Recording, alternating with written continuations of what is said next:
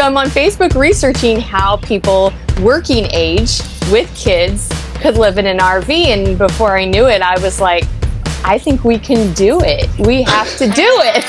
So they got me.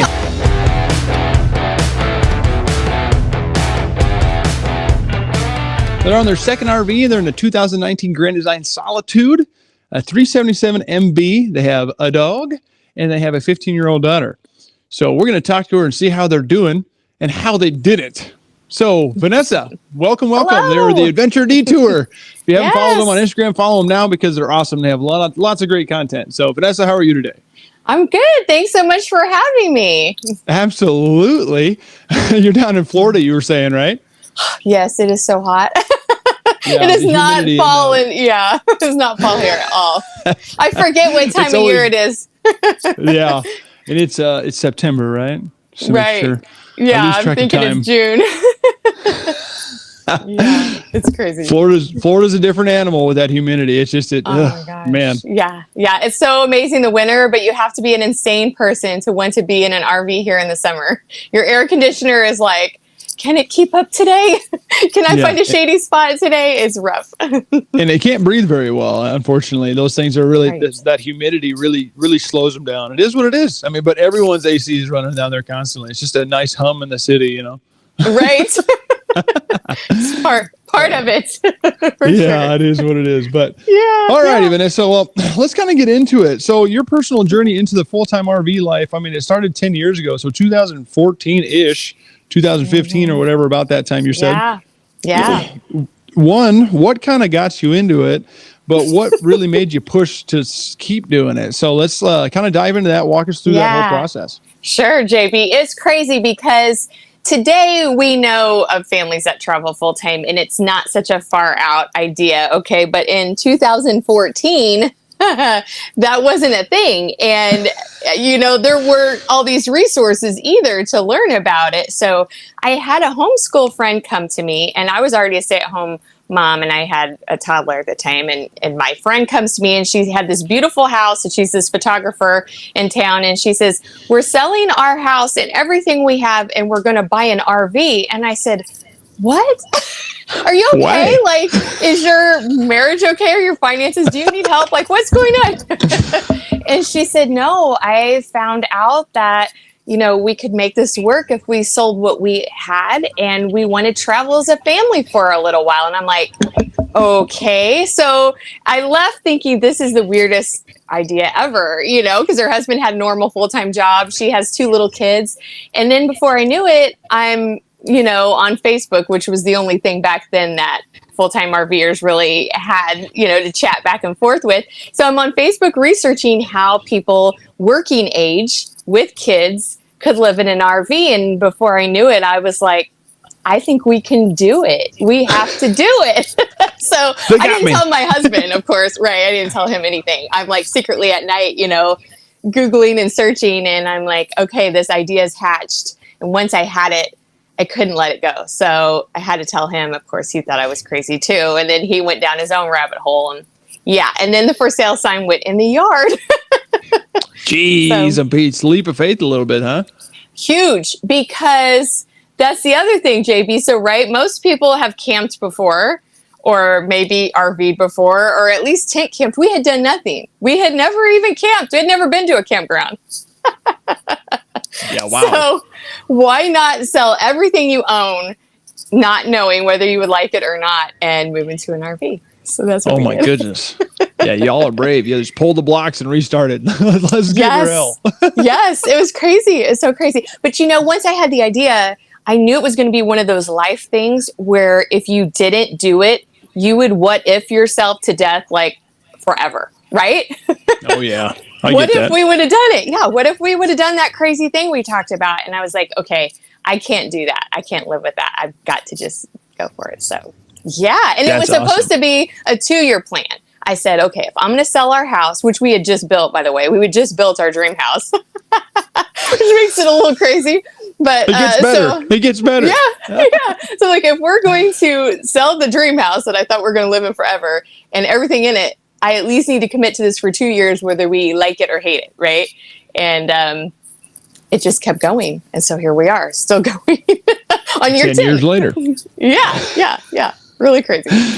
Oh my goodness. So it sounds like your preparation and planning was pretty, one, fast acting, and two, maybe not as planned out as maybe some might do so. So Right. preparation and planning is kind of the next step in this whole conversation. So like, what were the steps that you did take to become full-timer? One, you sold your house. First, you planted the seed in your husband's brain. So that's two things. But how did you choose your first RV? And what advice did you get? Like, what would you give someone that's thinking about doing so? Like, how did you do it? How did the prep and planning happen? Walk us through that. And then, like, how did you choose the right RV for you to do so? We did not choose the right RV the first time. And I don't think most people do. I'll be real honest with you, JB. I mean, maybe if you were already an RVer and you've owned quite a few RVs, you know, started with small RVs, different things, then you might have a better pulse on what you should get to full-time in. But I would say that most full-time RVers go really big as they can get, because they feel like you're selling your huge house and you need as much space as possible.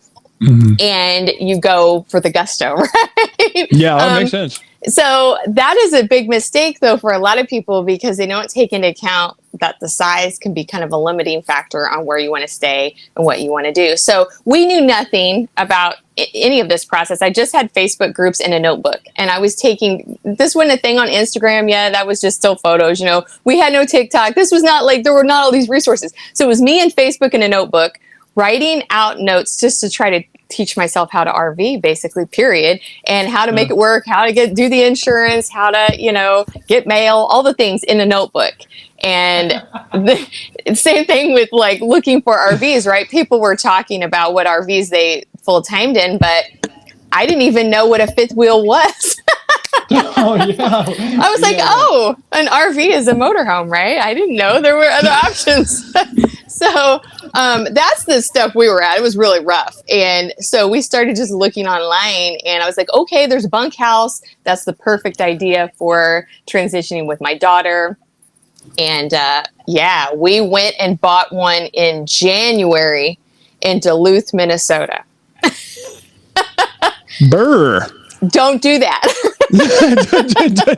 Step one, don't do that. Don't do that. Don't make your first time you drive a large RV in ice and snow. Don't do it. That's what we did. That's what we did, because our house sold instantly in December. I didn't think it would, and it was like gone in a couple weeks, and I had no plan, and there we were buying an RV in January. So that was a little bit crazy. But the biggest takeaway I would tell people is our goal for traveling as a family was to visit as many national parks as we could. And now, in hindsight, you don't want a huge RV if you plan on camping in national parks, because you won't fit. There are very few national park campgrounds you can fit in a large, like 40-foot fifth wheel. It's only, correct. I think, very few. So that was a mistake. But we did it not once, we did it twice, because we still have a 40-foot fifth wheel on RV number 2. So it was a fifth wheel the first time around. It still was. It was. Yeah, both of them were large. Never pulled before. Oh my goodness. And we did it in snow. Yeah, that was a bad idea. So you ripped the Band-Aid quite quickly. It was a little. We sure did. A little.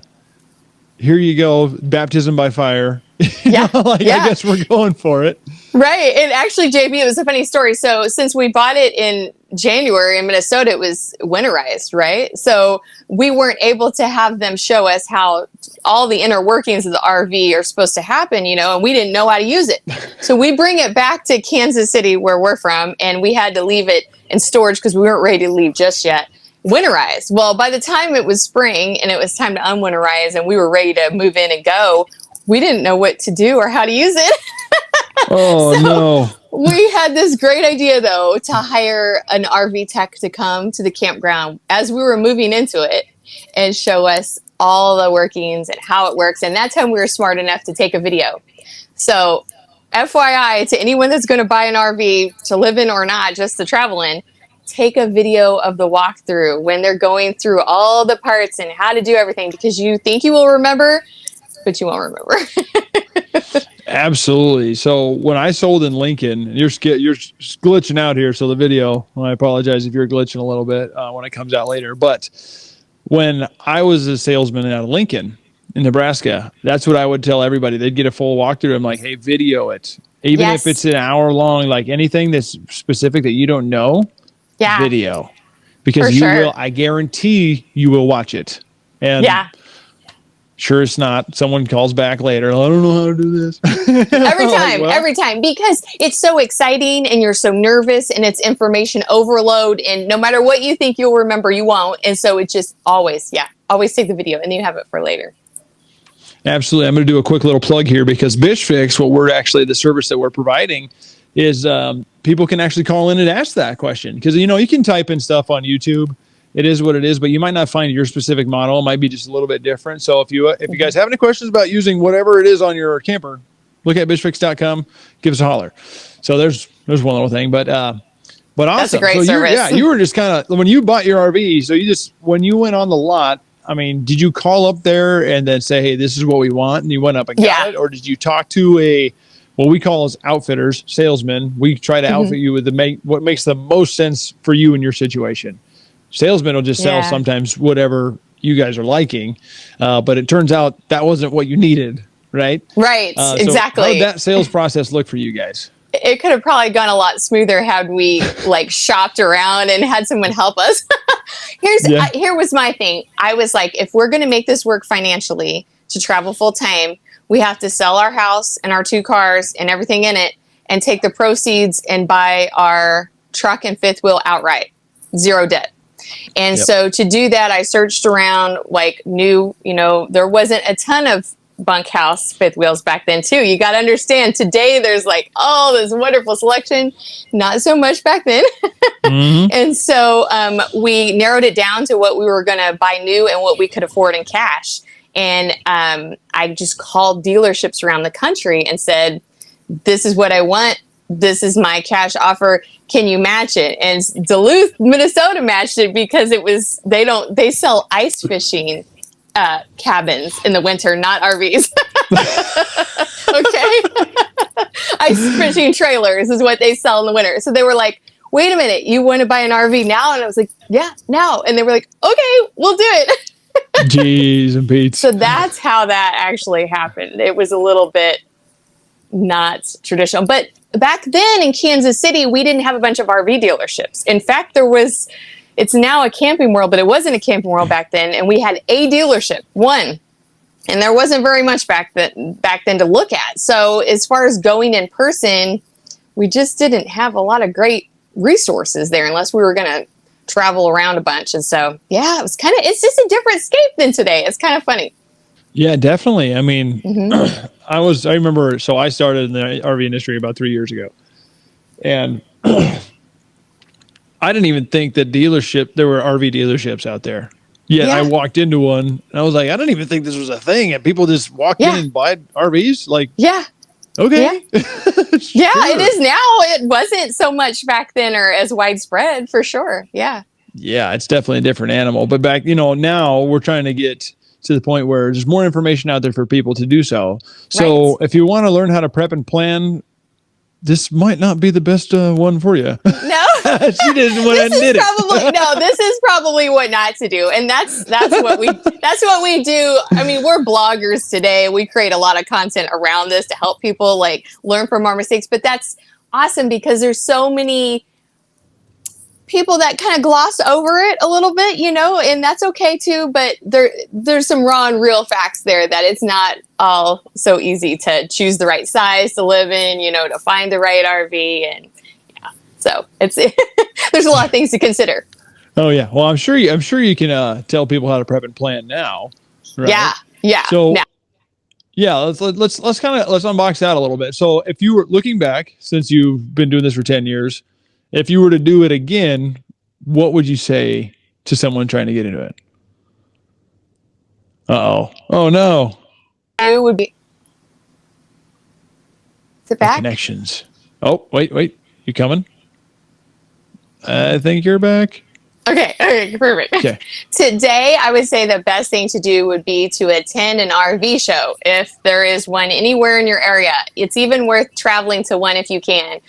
We didn't have them in our area back then so much. We kind of had a boat and sporting show that used to come to Kansas City. They had a few RVs, but we just didn't have all that. But today, it's a huge thing, even in smaller locations. So going to an RV show is amazing because it's not even just a single dealership. It's all the manufacturers, lots of dealerships, lots of buzz, and you can just freely walk in and out and see what floor plans you like, what features you like, and then of course you can talk to salespeople too once you start to get a clearer idea of exactly what you're looking for. But that way you can really, do I want a drivable RV? Do I want a towable? Do I want, a bigger size? Do I want a smaller one? You can really get a feel for all those things in person, which is a much easier, and take videos of them, right? Because same as with your walkthrough, once you start going tour after tour after tour, it jumbles in your mind and you're like, oh, wait, was that model that had the cool kitchen island? Oh, wait, I don't know now. Take a photo or video of your ones you're considering so you can remember what has what features. Correct. And start with the model number and the name on the side. Yes, right when you before open the door, you walk there's usually a in. model number. Start there because trust Right by me, the door. you will lose it. Yeah. There's usually a little tag right by the door. Take a picture of it and then go in and take a video if you want to so you can remember. Yeah, otherwise you'll end up with the same problem. You have a bunch of tours on your phone. You're like, wait a minute, which video is that? Yeah, absolutely. And another thing is there's actually manufacturer reps there. Which is like I'm trying to do. I'm trying to talk to manufacturer reps, get that information to the people because they never get to see people, but they do at shows. So if you have specific questions about a certain model, there's probably going to be a rep for that brand there. Right. Which is so that'll help out a lot. Those guys know those things inside and out, and it's almost like they've never talked anything besides RVs their whole life. So right. Very good resource. They know what they're talking about. Yeah. Also do a ton of research. I also tell people that on where and how you want to stay in your RV. If you want to stay in national parks or state parks, going a little smaller is helpful. If you're an off-grid person and you want a boondock versus staying in RV resorts, then you want to think about solar or generator power, larger tanks, boondocking type stuff. And so both where and how you like to camp really dictates what type of RV you should purchase, especially to live in. Absolutely. So when I learned, when I started selling, they had like just like 13 steps, but it was like 13 questions really. And these 13 questions are going to put you into one of these buckets. Nice. It might work in this bucket, but you really need this bucket. You might come in here wanting this, but we're going to give you this because this makes sense. Right. So it's you might think you need this, but you actually probably need this. Right. Yes. And I've done it a lot. You think you need the huge thing, but maybe you need to go a little more compact and just have some components that are a little more interchangeable, beds that pop up into the ceiling, or Murphy beds, or some things that allow you to go a little smaller but still have enough sleeping spaces, or maybe a convertible office space if you plan to work on the road. There's a lot of considerations there. So some of that's just research. Absolutely. Yeah. And if you really want some information, I know it's like, it sucks because you got to call the dealership, but that's what they're supposed to do. Their job is to give you information, especially RVs. It's not like buying a car. You can find everything you want about a car online. Yeah. RVs are different. RVs are a lot different. So you can call the people, you can go walk the lot, tell them to leave you alone if you just want to go walk the lot. But if you want the information, if you want actual information, ask someone who knows what they're talking about, which our RV dealership would, RV salesman would. Not all of them, but a lot of them. Yes. So prep and planning. She knows now. She knows now how to do it. Yeah. Listen to all of her stuff. She's got a lot of good stuff. So, so your daily life. Most people learn the hard way. Yeah, I think most people learn the hard way. With everything, we still learn the hard way. Absolutely. Failure is necessary, right? It's a necessity. Yes, it is part of the adventure. Yeah, absolutely. But anyway, so your daily life and routine got flipped upside down when you did that because you planted the seed, and then all of a sudden. Your house sold. And then you're like, crap, I got to get an RV. So you got the RV. So daily life and routine, what's that actually look like for you? Is it a typical day? Is it obviously it's a little different because you're not in the same living situation, right? But how do you manage everyday tasks? And how did you get into a remote job? All those things. Just kind of walk us through that. it's a lot different in reality than kind of how you plan. I always tell everyone like what people think living in an RV is like versus what it really is like. So what you think when you think about living in an RV is every day we're hiking in national parks, every night we're having this peaceful campfire and this cocktail, and we're sitting out in our camp chairs. And that's what a vacation looks like in an RV, okay? And some days as a RV living is like that, but the majority of your days are, planning your travels, actually getting there. You have daily living tasks that you have to kind of squeeze in there too, because you still have to go to the grocery store, do laundry, pay your bills, all of the things, right? So it's kind of a balancing act of adventuring and going and doing the things, and then also just resting and enjoying everyday life. And especially when you have kids, because they can't, you find out quickly, and this is the number one mistake that full-time RVers make. Find out quickly in the first year that you're going way too fast, and you start to feel a little bit burnt out. Oh, yeah. And you're like, oh, there's another national park, there's another mountain. And you're like, man, this is sad that I feel that way, because these are epic places and epic experiences. But after you go so fast and get so tired, the wheels start to fall off and it all starts to kind of run together. So most people after year 1 or 2 start to kind of slow down. They start to kind of find their pace with school, work, travel, and start to kind of find their balance. So where in the first year we could go to a new location every 3 or 4 days, now it's like 2 or 3 weeks and maybe even a month in one spot, and then go to the next location. And that gives us enough time to sightsee in an area and then get work and school done, and also just like rest. Oh, yeah.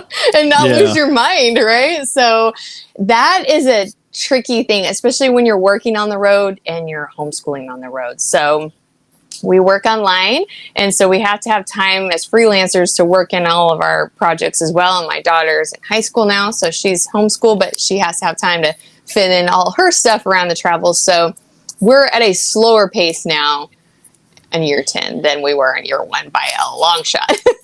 Year 10, that is still mind-boggling. That's a third of a life for me. That's crazy. Yes, that's crazy, right?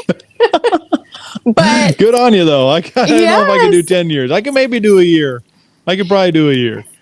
But well, here's what happens, though. Here's what happens, though, JP. So year 1 and 2 is like getting still used to the flow of it, right? Yep. But then somewhere after that, I would say probably around year 4 or so, it starts to feel like this is your normal life. And every time like we go to a house for a while, like to stay with family and visit, you start like going crazy after a while being in the house. You're like, I gotta go.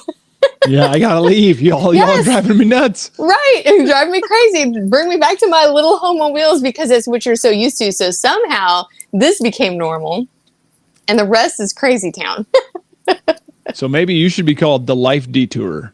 Maybe. That's how we became the Adventure Detour. You're exactly spot on. So we came up with that name because we took a detour from our life to adventure, right? We gave up suburbia and went this way. That's all right. I left the Midwest too. From like I said, I'm from Nebraska. Kids, it's all the same. It's all basically that full stretch. Right there. There's only so many things you can do, and I had to leave. That's basically why I left.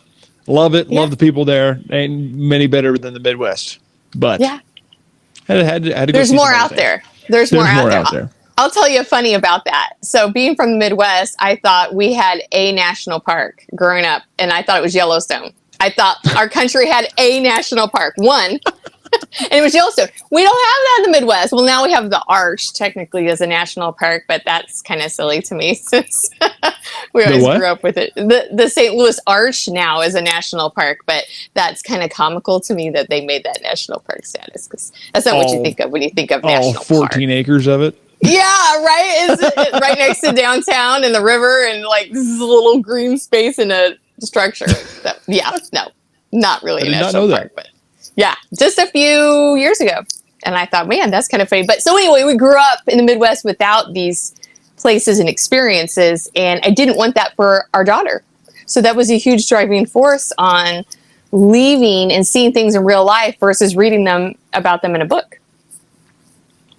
That makes sense to me because, be honest with you, like, I mean, just from the schooling standpoint where I went to school, I mean, none of it really made sense to me. And then I started traveling. I was like, you just see the bigger picture. Like, oh my gosh, this is no joke. Like this national park is massive. Yes. But like, you start, this is my hometown. This is how big my world is. Then you find out that you can drive. Oh, I don't know. It gave me hearts. I don't know why. I didn't know I could do that. Wow. Yeah. Well, I didn't do that time. Whatever. No, it didn't. You got one and done. I didn't know that was a thing. Well, here we are. That was really cool. I was like, wow. I got magic fingers today, apparently. But anyway, so like then you get to the county. Like your county's this big. Well, because I can drive now, I go to all the squares of the county. And then after that, like, well, on this part of the state, because I, for sports and athletics and all that, then I go to college and like, oh my gosh, the whole state and the next state's over is my world. And then it just keeps getting bigger and bigger. Yes. But with you guys, I mean, you get the world is your oyster. The U.S. is your oyster, really. Right. So, but you don't know that unless you cast off and you take that risk. I remember walking in, REI was new in Kansas City when we were getting ready to launch on this adventure. And I remember walking into the sporting goods store in REI and I'm like, I think I need a pair of hiking shoes, but I don't know anything about hiking shoes. So can you help me? And this salesman busts out the hiking shoes and the wool socks. And I'm like, wool socks? And there's a whole new world opened up to me, right? So I remember leaving REI knowing we're going to move into this RV with each of us a new pair of hiking shoes. And I'm thinking, I don't even know why I need hiking shoes, but we do. And I remember the first time we brought those hiking shoes out of the box and put them on was in Acadia National Park in Maine. And we hiked our very first mountain as a family. And I'm like, oh my gosh, my mind was blown. I'm like, this is exactly why we're doing this. This is incredible. And it felt so good. And I just remember that breaking in the hiking shoes for the first time. Yeah, but it was like, I was meant to get in an RV and see the rest of this because you can't see it all in Kansas City. No, there's no hike. Well, there could be hiking in Kansas City, but not that type of hiking. Let's just say that. Yeah, Maine is like a big one for me. I want to see it in like the fall. Like right now is where I'd love to be up there, see all the leaves changing. That'd be sweet. So pretty. It's so pretty. So yeah, but experiences that we wouldn't have had if we didn't just go for it, right? Absolutely. Well, I'm glad you did. So yes, thank you. So I'm sure in the 10 years that you've been doing this, especially the first couple, you've had some challenges, right? Oh yeah. You've had a whole bunch of them. So what are some of the biggest challenges that you faced while becoming a full-time RVer, while RVing, and how did you overcome them? And then also, like, what about maintenance and repairs? So that's a totally different aspect, kind of two different things going on here. But let's start with the first one. Biggest challenges you faced while RVing and how you've overcome those. So maintenance and repairs are a huge part of RVing. So the biggest challenges that we face still full-time RVing is budget, because what you budget on paper is not even close to what it is in reality. And a lot of that is because your plans are constantly changing when you're on the road. For example, you can have something break. Obviously, you have repair issues, which are frequent. You can have to change your complete route. You might have like this great boondocking site you're going to stay for free, or this really cheap place that you're going to stay in your campsite, and there's a wildfire or there's a flood. You can't go there after all. And that happens a lot, and you have to completely reroute, change your plans, and now you're staying at this expensive place that you didn't plan because it's the only spot in town available. So overall changes in plans is a huge hurdle, because as a vacationer, you have a couple reservations for your vacation, you're done. As a full-time RVer, you have back-to-back reservations like dominoes for sometimes a whole year in advance, because it's tricky to get reservations. And when one falls, they just all topple. It's insane. It bumps them all back. You have to cancel, and then you have no place to stay. So there's actually a free resource on our website, which is a free guide. It's on our website's theadventuredetour.com.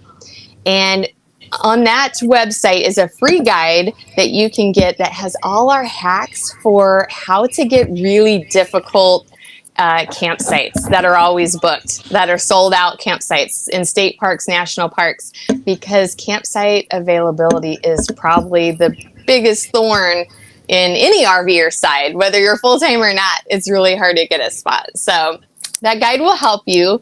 But yeah, if someone gets sick and your plans have to change, then you have to cancel the next reservation and they all start to fall apart. It can be really stressful to get into their spot. So, and repairs. So we've utilized mobile repair a lot on the road. We have an extended warranty with ours. With both of our RVs that we bought, we had extended warranties. We got them that included mobile repair, which I highly recommend. There's not a lot of extended warranties that cover mobile repair, but some of them do. And if you can get that, then that's a huge help because they can come and help you right at your campsite.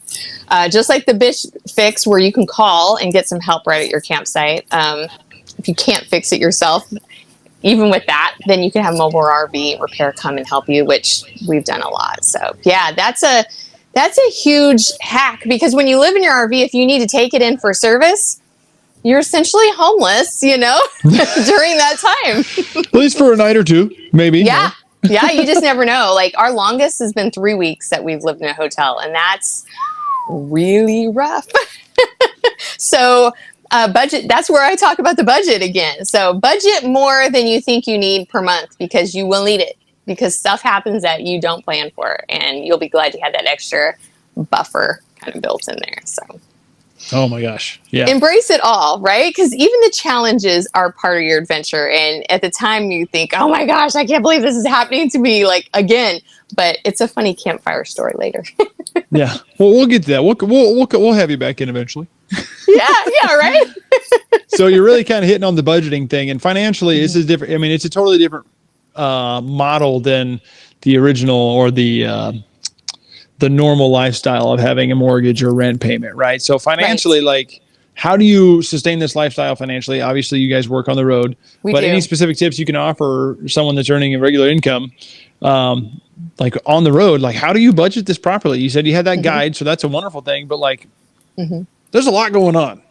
Yeah, there's a lot going on. So always have an extra budget per month for repairs, because repairs are just inevitable. Your house is like an earthquake on wheels. Stuff breaks when you go down the road. So have a budget for repairs. Food costs and gas costs are very variable depending wherever you are in the country. Out west, particularly for gas, it can be extremely expensive. So you kind of have to, I always move slower, because that's another reason to not travel so fast. You not only don't get burnt out and you have time for your daily living, but it's less expensive to move a little bit slower. You save money on gas. Sometimes your campsites are cheaper when you stay longer, but there's a whole lot of ways to save money. And we have a blog post on this actually, but part of it is getting cheaper campsites or boondocking. We're not boondockers. JB, we are not boondockers. I love to have electricity and water and sewer. I get it. It's just not our thing. But God bless the boondockers, because they're awesome. They save money. They get these amazing sites with these beautiful views. It's not us, but you can save money at campgrounds too by getting memberships is a great way to save money, or staying longer, because they give you a really cheap monthly rate. Sometimes a monthly rate can be as cheap as a week or maybe 2 weeks outright at a campground, and you can stay for the whole month. So look into that for sure. State parks are cheaper. National parks are cheaper. Camping, if you can get a spot, right? Yep. Yeah. So there's a lot of ways that you can save money on the road and budget, but always just have a buffer. Have a good savings account and a buffer each month, and you'll need it for sure. Yeah. Because life happens. Life happens often. Life happens. Question for you. I've heard, so I've talked to several of y'all, y'all RV influencers now. Yeah. Thousand Trails keeps coming up. You utilize Thousand Trails? We do utilize it. We bought a Thousand Trails membership, right at the get-go, before we even left our house, 2014. And we bought it used, which a lot of people don't realize you can do. It's like a timeshare, right? It's like a timeshare. And we got the whole thing really cheap on a used membership. And my tip there is there's a broker that flips memberships. And so if you don't want to buy from an individual because that's selling it, because you're like, you don't want to worry about getting scammed or whatever, you can go through the broker. And I believe it's called Campground Membership Outlet. They've been around forever, and they're down in Florida, and they do the research for you and take care of the transfer from the old owner to you. And so there's a little transfer fee regardless through Thousand Trails, but it's the way to go to get it cheap. But you either love Thousand Trails or you hate Thousand Trails, by the way. Thousand Trails is a love or hate. I've heard the same about timeshares. Yeah, but maybe even more so with Thousand Trails.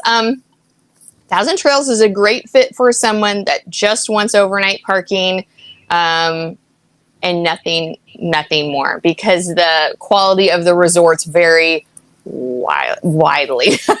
Really? Some are as rustic as they look like they haven't been touched since 1960. And then others are really nice and have nice amenities and pools and things. So there's some caveats with Thousand Trails, and getting reservations are sometimes really a challenge. So a lot of people invest a huge amount of money in that and can't get a spot when they want it, and then they're extremely angry. So there's a lot to Thousand Trails, but we've used it for a lot of years. It's saved us a lot of money as full-time RVers. So it's worth it in that aspect, but it's also kind of a big thorn in our side. So that's just keeping it real and honest. Well, I appreciate the ER. Yeah. Hello, listener. I would like to take a second to thank you for listening, and we appreciate all the love and support that you've given us as we've grown the RV Voice. If you have not yet, please hit that follow or subscribe button, and please tell your friends about us. Also, feel free to reach out to us. We'd love to hear any feedback or suggestions that you may have. Now, back to the show. Awesome. So you brought up community. I mean, not so much community, but connection. So like when I say that, is like you talked about before we kind of got on here, we were talking about your teenage daughter, right? Totally different lifestyle for a teenager, you know, going through this, but like community connection, like how do you stay connected with like your friends and family while traveling? And then have you found a sense of community within the RVing world? Let's just kind of go through all that. Sure. Yeah. So when I mentioned I had a notebook and I was learning how to RV and full-time RV off of Facebook groups, one of those was a group called Full-Time Families, which still exists today. They have a membership portion to their group as well, but it's basically families that travel full-time on the road. And it's a really great organization because they have get-togethers, they have rallies, and you can easily see where people are at. People will say, hey, I'm here right now, and or is anyone else in this area? And you can meet up with other families. That was our first resource with getting plugged into other families. And then I mentioned that we do utilize Thousand Trails, and pretty much every family utilizes Thousand Trails.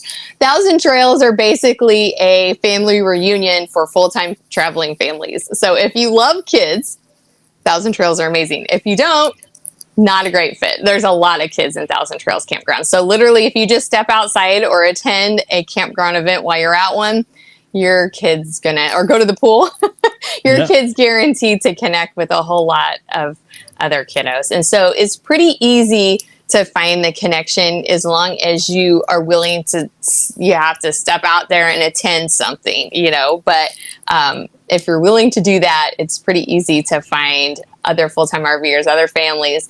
Now, when we left, my daughter was super little. She was starting kindergarten, and now I mentioned she's in high school. So it's been a little bit different because when they're young, they want to go do all they want the rallies, they want the get-togethers, they want to go meet all the kids, hang out at the playground, all the stuff. When they're a little bit older, they're a little bit less, you know, they can be a little bit less to going meeting other kids and different things. But yeah, our travels have definitely transformed over the years as far as with kids. Yeah, I totally believe it. Yeah, I mean, I couldn't imagine. I mean, I'm kind of a social butterfly, so it would have been interesting for me anyway. But, you know, I mean, it sounds like everyone else is in the same boat. So if they don't know any different, you don't know any different. What's the difference? Yes.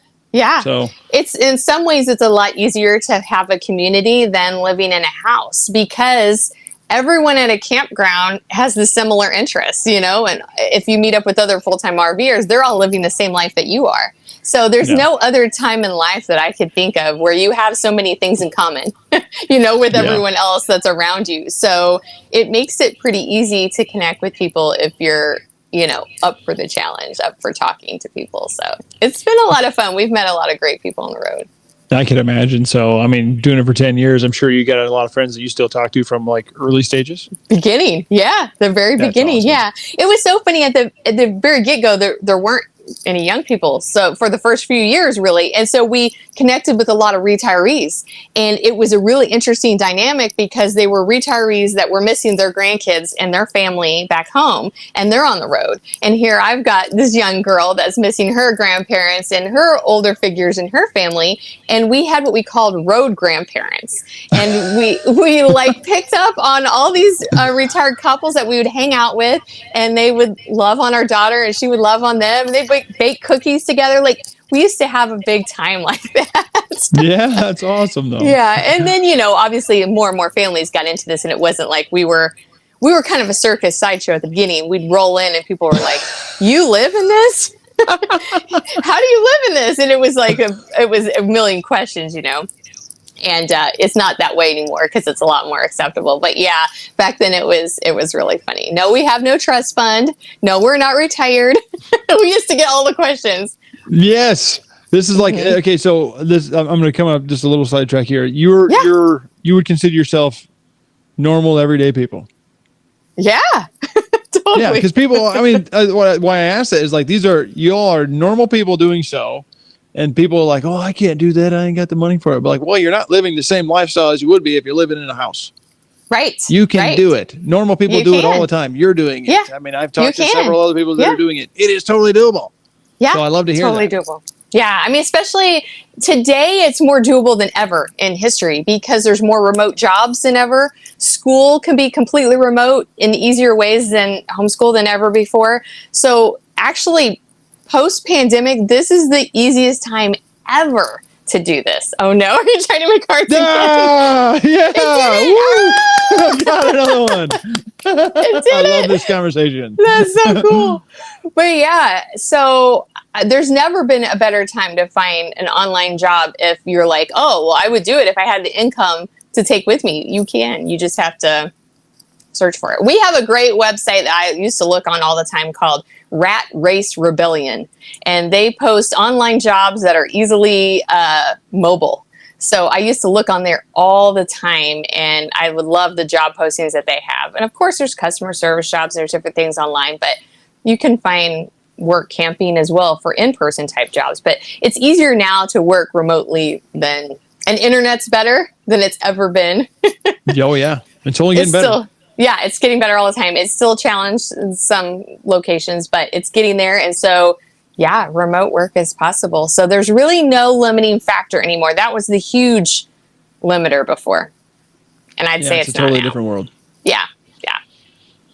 Well, since you've been doing this for 10 years, I'm sure you have a ton of favorite experiences. So can you share some of your most memorable experiences on your favorite destinations? What are some unexpected benefits of RV lifestyle that you didn't think of before? Yeah, that's a good question because there's so many good spots. Oh, I believe it. Yeah. That's really hard. Benefit wise is the family time and the family closeness. I always tell people this because when you live in a house and you've got all these commitments, especially with kids, right? Like you're shuffling kids to practices and this event and this get together and so-and-so's birthday party, and there's a million things in your community that are pulling your family in different directions every single day, from school and jobs to sports and commitments. And something magical happens when you leave that behind and just you and your family unit take off in this small living space. You have to adapt a little bit. Oh, I bet. Yeah. But once you get past that adapting to being kind of confined, it's just you guys. It's easy to block out everything else because now you have all this time together. So when you go out adventuring and you're hiking or you're trying something new together, you have all these amazing experiences and memories that you're building that you would have never had time for, being distracted in all these different ways when you live in the house. So that's probably one of the hugest benefits. I always say, like, when we're on our deathbed, right, someday, you're never going to lay there and say, "I wish I had a bigger house, more clothes, nicer cars. It's never going to be that, right? It's going to be, I wish I had more time with my family. I wish I had more experiences, more travel, more adventures. So for us, it was like, yeah, oh, I didn't do it this time. I can't get it to do it. There it doesn't like me. is. Oh, Hold yeah. it. See if you can do it. Hold it real close and stay in one spot. It doesn't like me. Maybe not. Maybe it's just mine because I'm a loser. Yeah. Oh, well. But you're never going to think that. So, like, for our family, it was really obvious. It's like a lot of, like, my husband's parents didn't make it to retirement. You know, we wait for a someday, but I hate to say it, someday sometimes doesn't happen. Or you make it to retirement and you're not in the greatest of health. You can't do it anymore, right? So it's risky to go now and to do it now. But now is the time when you got your kids with you, you got your health, you have your ability to do it. So those are just some little like takeaways and nuggets that, as far as experience wise. Locations, man, that's a tough one because there's so many good. Maine has our heart. We've spent two summers, 2 whole summers in Maine and New Hampshire and Vermont, and that area like calls to me. If it wasn't so far away, it's so far. Gosh, so it's so in the summertime I'm going to go there. Wintertime, it's hard to beat Florida and the Keys and the beach, and I love all that so much. So we're in Florida a lot because I love the beaches and the theme parks, and I love to paddle in the springs. There's all these natural springs in Florida. I've heard that. Oh, I've heard great things about the springs. Yeah, they look it's like cooler water too. I've heard completely cold and clear. You can see all the way to the bottom, all the fish and sometimes gators that you're paddling with. But it's incredible. It's like being in an aquarium on a river, and so we do all that. So Florida kind of has my heart for the winter, and this year the summer too. Yeah. But yeah, so I love that. On the West Coast, I'm a huge fan of Oregon. Oregon is my favorite on the West. Central Oregon, like Bend, love the high desert so much. And then I also love the coast of Oregon and all the rock formations that it has. And Oregon's hard to beat, the West Coast. Yeah, that's what I've heard. I mean, the water, unfortunately, in the Pacific is very chilly. Yes. I was there in October a couple of years ago. Ooh, it was a little too nippy. I did go to the coast. It was like Lincoln City or something like that. But it was just, I mean, driving through, I only got into like the forest a little bit, but that mossy, eerie, I don't know, you feel almost grounded driving through there, you know? It has a smell. I can smell it right now as you talk about it. Yeah, it's almost too fresh, you know? Earthy and mossy, and it smells like fairies should pop out and start singing. Yeah, they just got flying out, get one on the windshield. Look out, fairy. We used to joke about the fairies when we were out there because it just looks like it's oozing with moss. I love it. Yeah, it's amazing. Yeah, it's absolutely wonderful. But you gave some advice there. Yeah. Now's the time. Right. If you really want to do it, make it happen, go do it. Because it's like, don't think about it, just go. Yeah. Right. So that'd be an advice for beginner. Right. But what other advice would you give to someone that's just on the fence about transitioning into full-time RVing? You could have a 1 or 2 year plan and keep some of your stuff in case you don't like it. That's kind of what we kept some things when we left. And then I laughed and we got rid of most of it. I don't know why we kept it to begin with. But if you want to dip your toe, now we couldn't afford to keep our house. Some people will keep their house, some people will rent it even and try to get an income off of their house while they're traveling. So there's some dip your toe options there if you want to rent your house or try to keep it and maybe give it a year. If you can't afford to keep the house and you still want to go for it, you could potentially store your belongings in case you find your dream location on the road and then transport your stuff there. Everybody I talk to is always like, we're going to RV full time for a year or 2, and then we're going to find our dream location. And it's funny because I don't know that many people ever end up finding that dream spot. A lot of them get they get hooked on the traveling part and they keep going, or there's no perfect location that's like the spot in winter and summer and all the seasons. Like there's always that thing. So we've never found the spot that I would want to park it and be. So, but yeah, there's a few ways to kind of dip your toe in there that aren't so scary and permanent. Another way that you can kind of dip your toe, which I like to tell people, is to rent an RV. So if you've never RV'd before, or you're not sure about this, about living in a confined space with your family, you could always rent an RV, say even for a few weeks or a month or however long you can, and park it at a campground near your house and play full-time RVer. Right? Just work from the RV, school from the RV, be in that small space together and see like how does that feel to you? And that could give you a little bit of knowing too. Definitely. I mean, it's a totally different lifestyle than you would. I have the vagabond soul too. I really do. I would love to just dip off. But I'm more of like the van style. Like I want to be able to like still have a home base. Because I live out in Boise now and I absolutely love it. I bet. Yeah, I'm not too far from Bend, about 5 hours. So it's a good spot for me. Yeah. But I would do the same thing. I just throw it all in a storage unit and see you later. That's what I would do. I have a lot of toys, unfortunately, and a lot of stuff for like hunting, fishing, dirt biking, all that. I have a lot of expensive hobbies. Skiing. Yeah. I mean, everything I do is expensive, which is bad. So like getting a super expensive van is not going to work for me. No, but that's funny. Yeah, if I were going to do it, I'd love to do it. But one other thing on the advice for beginners, what's like a common misconception about RVing full time? Think you know anything like that? Yeah, so that it's cheap. Oh, okay. I mean, everyone says that, right? Like, okay, live in an RV, it's going to be so much cheaper than other ways of living. Okay, to be completely transparent, it can be. If you don't have a bunch of loans, you bought a used RV, not so expensive, you are debt free, you boondock all the time, you don't travel super fast, it can be super cheap, okay? Or it could be more than you spent living in your house. If you're like, I want to go to this area and I want to see and do all the things while I'm there, then you're spending more like a tourist spends, on vacation. So it's not always cheaper than living in a house. For us, coming from the Midwest, which is a cheaper housing market, living in an RV for us is about the same cost as in the house. So we've swapped the house payment for gas and campgrounds for the most part. And if you have a loan on your RV, then that gets tied into there. So for us, it's kind of a wash. The way I look at it is now we have all these amazing experiences instead of just house maintenance and sitting in one spot in the suburbs, right?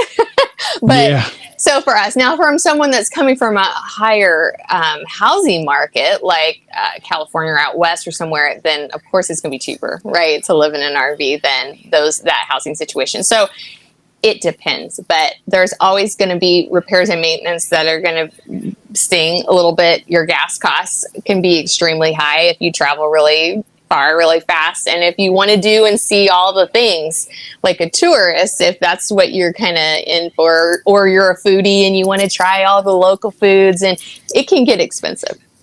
Yeah. I actually just saw, I don't know if you ever heard of Gales on Wheels.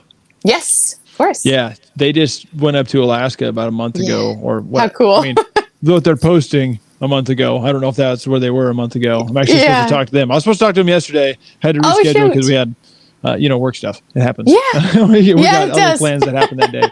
But anyway, so I'll talk to them next Friday. But they had a nice post. They took their truck camper up into Alaska, and they're like, what we spent on our Alaskan trip in like 3 weeks. And it was like cha-ching, cha-ching, cha-ching, cha-ching, cha-ching. It was like it was a very expensive trip. Of course it is. Yeah. They're real and raw about it. Like, it's no joke if you want to do it. I mean, I'm sure you can do it like boondocking route. If you got the truck paid off, you got the camper paid off, and you just park and you can live off the grid. Like, you can. Obviously that's going to be cheap, right? Totally. If you do that for a week at a time. But if you're going every 2 nights, news place, every 2 nights, another place. I mean, gas, rent, whatever it may be. Rent for the campground. It's going to get expensive. It gets quite quickly. Yeah. And we're kind of in the middle. So we use the campground membership, so we don't spend a ton on campgrounds, but we do like to go see and do all the activities. So, because to me, that's what I'm in it for. So you can balance that with nature activities, hiking's free. It's true. Put on those hiking shoes, right? But then, we rent equipment, we paddle and do different things. So it really just depends kind of what your lifestyle is and your interests are. If you're a golfer or you're into wanting to go to ball games in every, park around the country or something like that, you're going to spend a lot more money on ticketed type of activities than you would if you were just wanting to go to state parks and hike and bike and stuff. So yeah, it just depends really. But yeah, don't always assume that it's going to be super cheap. Yeah, that's for sure. It's not the cheapest lifestyle. Yeah. And like going to Alaska, a million things break going to Alaska because the road is like unreal. The potholes and it tears everything Frost up. heaves and all that. Oh my gosh. So whatever your repair budget is normally, I don't even know what you got to do to go to Alaska. Yeah. 3 times it. At least 3x it. Yeah. It's going to be an insane repair bill. So know that going in. Awesome. Well, you've been a lot of places, right? But what are the future plans for you? What do you got plans, goals on your RV journey? How do you see your lifestyle evolving from here? Mm-hmm. We have been toned down the last couple years on more of a business focus. So I always say there's like travel focus, life focus. We travel focused for so many years, and then now we're a little bit more business focused. So we're working on our stuff and slowly kind of moving along. But I would like to go back out west again next year and hit all the national parks that we didn't hit the first time we went throughout west. We've been up and down the East Coast like a whole lot, but we've only been up the West Coast and around once. And I want to go back and hit some additional parks that we didn't get to hit the first time. So, and we're actually thinking about switching RVs. I alluded to the point that we went big twice, and now our goal was to stay in national parks, which means we need to think about, I think, RV number 3. And so, yeah, we're working on that. I don't know what we want yet, but hopefully we're going to have something a little more manageable and go to those parks out west. Awesome. Well, give us a holler before you do. We'll see if we can help you out. For sure. Yeah, for sure. So that's another interesting whole thought, but that's what I'm thinking. I wouldn't even mind keeping our large fifth wheel and having something smaller. So be a touring family, which, the couple you were just talking about that went to Alaska, that's what they do. They have a large fifth wheel like us, and they have the truck camper for smaller. And I actually love that idea. So I'm thinking a small drivable and then the large fifth wheel. Yeah. Wow. Well, you might make more money. That's a little crazy. That's a little crazy, right? But that gives you ultimate freedom because you have a house, home base with all your stuff in it, right? And then you can winter in that and have it when you're moving slow. But when you're really like hauling tail and making tracks, you can have the little guy. So I'm kind of thinking that might be in our future for sure. Well, all right. Well, you can give us a call when you're ready. Yeah, absolutely. Yeah, it's exciting. So big things are on the pipe for next year. Big things are coming. It's going to take a while to build it, but if we build it, they will come. So that's right. That's how we do it. We don't think about it or plan it. We just do it. Go. Yeah, you could have zero plans and just give me a holler one day. Hey, we want to buy it tomorrow. We're ready to go. Well, I don't know if I have one. Exactly. You gotta give me a minute. Exactly. Yeah. So we'll have to take our own advice and go to RV show and look and see what options are and shop and do all the things. Yeah. It'll take time. Yeah. All righty, Vanessa. Well, it's been a wonderful time talking to you so far. So I got one more question for you. Sure. The last question is favorite gadgets, gizmos, add-ons that you've done this for 10 years. So you've had to find some things that you're like, this is a must have. But what are your favorite must-haves or gadgets, gizmos, add-ons that you had on your RV? And kind of what about do they cost, if you don't mind me asking? Give me 3 of them. Very good question. It's a very good question. Disc brakes. We just put on disc brakes, and I think that is a must-have. We went without them all these years, right? But we've also have a lot of close calls. You will not, the minute you try to drive a large towable, you will notice that everyone thinks you're a target to cut you off and slam on the brakes. It's like, oh my gosh, people, could you just drive? Yeah.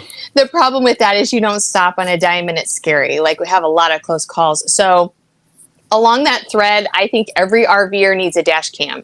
You have to have a dash camera. You will get cut off and so close to hitting people a lot of times. And that's a scary part of towing something large, or maybe even large drivables, but especially large towables. Have a dash cam so that it's recording, and if something happens, you can prove what happened. So we have a dash cam. We upgraded recently to disc brakes, which I highly recommend. That is pricey, and I don't actually have the figure on that right now, so I apologize.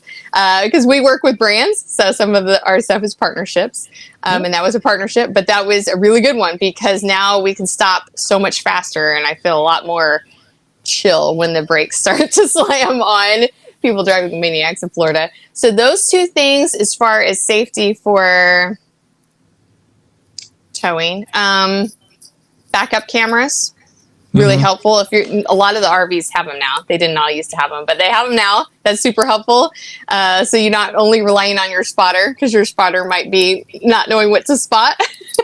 Or too many directions. Like we have a funny video about that where the spotter goes postal and it's like, yeah, oh yeah, I get it. I go postal sometimes on my husband when we're backing in the RV. So yeah, right. The old term, like don't, never mind what we said when we're backing the RV in, right?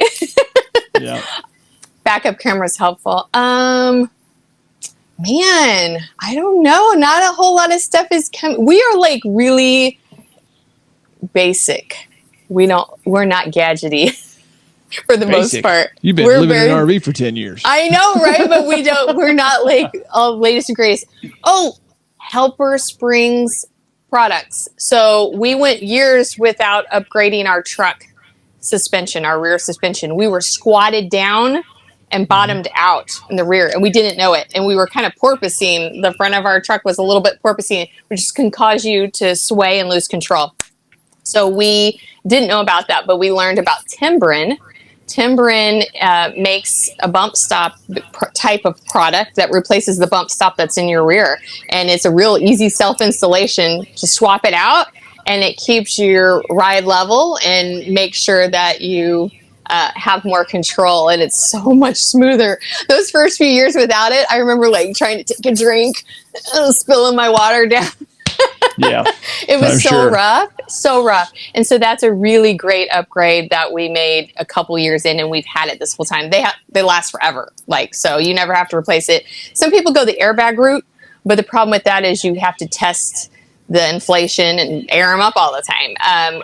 We went with Timberens because you just pop them in and they set it and forget it. You don't ever have to maintenance them or do anything with them. So disc brakes, backup camera, dash camera, and Timberens if you're towing. I love that. That's awesome. I've never actually heard of that. I know the bumps, like I know what a bump stop is, so I know what I know the leaf springs and all that. So that's interesting. It's a rubber. It's a rubber product that lasts forever. Very interesting. So that's cool. I had to look into that, and I guess I lied. I did lie. I have one more question. Yeah, sure. You've been doing this for 10 years, and you didn't stop. It was a 2-year plan at first. Yeah. What's your why to keep doing so? It's addictive. That's why I'm addicted to it. I got a problem. I'm addicted. I have to have it. No, it's true. Like you think, okay, it's so funny because before you do this, you're like, I'm going to travel for a year. Oh, I can do everything in a year. A year is so much time. I could see all the states and all the parks. And you think this in your mind. And in reality, a year gives you a tiny taste. Like if you're cooking with gas and you're driving really fast and really far, you start to just get a gloss over of everything, but you miss like most of it because you don't have that much time. And then the second you're like, okay, year 2, I'm going to go back and see some of the things I didn't get to see. And you just realize how much more there always is. And you're learning about the next place to add to your list, and your travel list keeps growing. And it's addictive because you're like, oh man, now I got to go see that. Now I got to go see that. And it never ends. Yeah. Jeez. So that's kind of your why. Just it's addictive. It's like, I want to see this. What's really crazy to me, it's kind of on that point, is I kind of got addicted to traveling too. I mean, I've been to 14, 15 countries now and I love it. But then in the US alone, the lower 48, I've been to Alaska. I've not been to Hawaii. That's a plan, though. I've been to most of the 48 states, probably been over half of them, especially in the West. Not so much in the East. Yeah. But if you haven't driven across this country, a lot of people just stay in one spot and never leave. I mean, I know people that have never left my hometown, like barely left.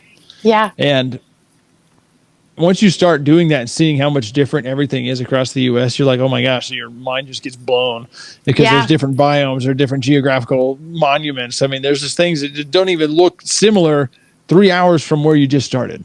Right. And then another 3 hours past that, there's cedar trees everywhere. And then another 3 hours past that, it's nothing but sagebrush and it's just tumbleweeds, Mind blowing. Yeah. Yeah. So get out there and go see it. Why not? You only live one time. YOLO is a real deal. The older it is a real deal. YOLO. Yes, YOLO. I remember getting out west, and I didn't even know that we had lava tube caves in our country. I thought that was Hawaii, obviously not in the lower 48. I thought it was a Hawaii thing to have a lava tube cave. And then I come out in Oregon, I'm like, there's all these lava tube caves in Northern California has them too. I'm like, wow. In Washington, all that whole zone is all volcanic. And I'm like, I didn't even know that existed in our country. And I feel like my education failed me. We'll talk about that another day. Right? That's a whole other topic. But it's like, I didn't learn about all these things or states that were mountainous that I didn't know were. I didn't know that Nebraska had partly mountains and part of Nebraska, on the Colorado. And I didn't know, there were so many things I didn't know until I was on the road. Yeah. Yeah. I mean, everyone I know that's like, oh, you come from Nebraska, it's flat as all get out. No, it's really not. I thought so.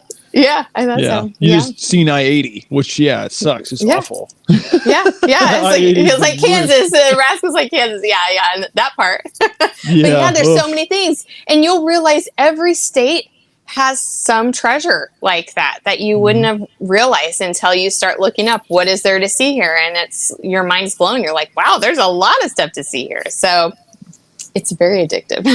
Absolutely. Well, I'm glad you're doing it. I'm glad you're loving it so much. I mean, the Adventure Detour, you guys are on Instagram for sure, TikTok as well.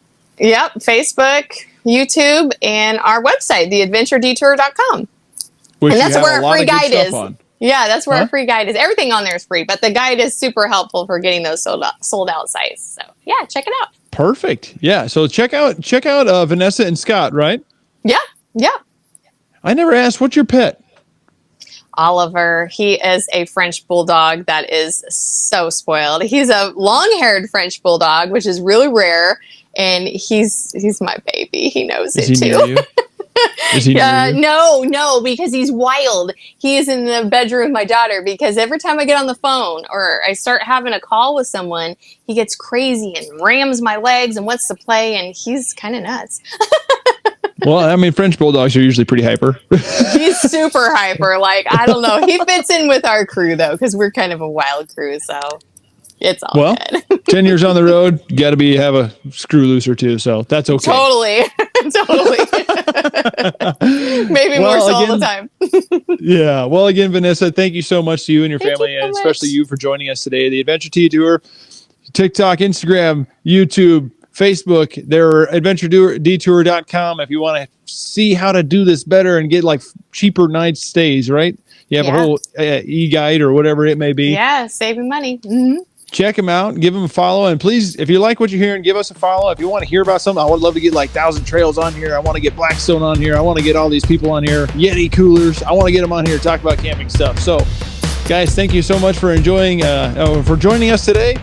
Vanessa, thank you so much for your time, and thank you. Stay tuned for more from the RV Boys.